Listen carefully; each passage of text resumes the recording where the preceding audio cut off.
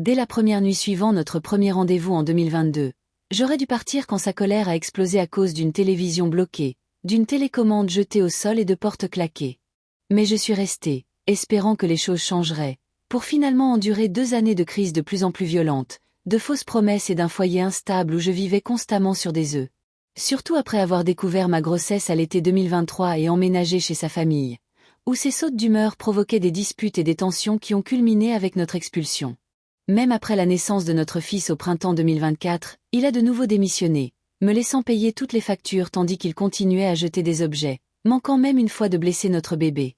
Après des mois de peur pour notre sécurité, j'ai commencé à planifier secrètement ma fuite, à rassembler des ressources, à informer ma famille de confiance, à noter les incidents et à attendre le moment où je pourrais partir sans me mettre en danger ni mettre mon enfant en danger. Finalement, un matin où il était brièvement absent, j'ai saisi une fenêtre de 20 minutes, j'ai fait nos valises. Sous prétexte de faire la lessive, j'ai laissé un mot expliquant mes intentions concernant la garde de mon enfant, puis je suis rentrée chez mes parents, laissant derrière moi le chaos, les menaces et la peur constante. Mon bébé, bien que brièvement malade d'une pneumonie due à la négligence de son père, était sain et sauf et se portait bien.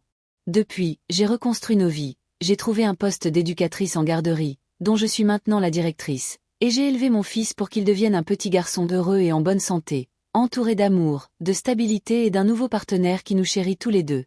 Parallèlement, je me prépare à obtenir la garde principale afin de m'assurer qu'il ne retombe jamais dans l'instabilité de notre passé. À travers tout cela, j'ai appris la dure réalité des limites, de l'instinct de survie et du courage de partir lorsque la sécurité est en jeu. Dans une autre histoire, tout aussi tumultueuse, mon frère de 25 ans a rencontré une hôtesse de l'air du même âge sur Facebook. Ce qui semblait être une idylle passionnée s'est rapidement révélé être un enchaînement de manipulations, de mensonges et de trahisons. Elle lui a notamment transmis une MST en secret, a simulé une grossesse et l'a trompé à plusieurs reprises, tout en le faisant passer publiquement pour coupable. Notre famille est intervenue et s'est interrogée sur leur relation. Malgré nos avertissements, il est resté, pris au piège d'un tissu de mensonges, de messages à d'autres hommes et d'une fausse couche qu'elle a ensuite exploitée publiquement à son insu. Nous avons été contraints d'assister, impuissants, à nos tentatives de le guider vers des limites saines et le respect, qui semblaient vaines.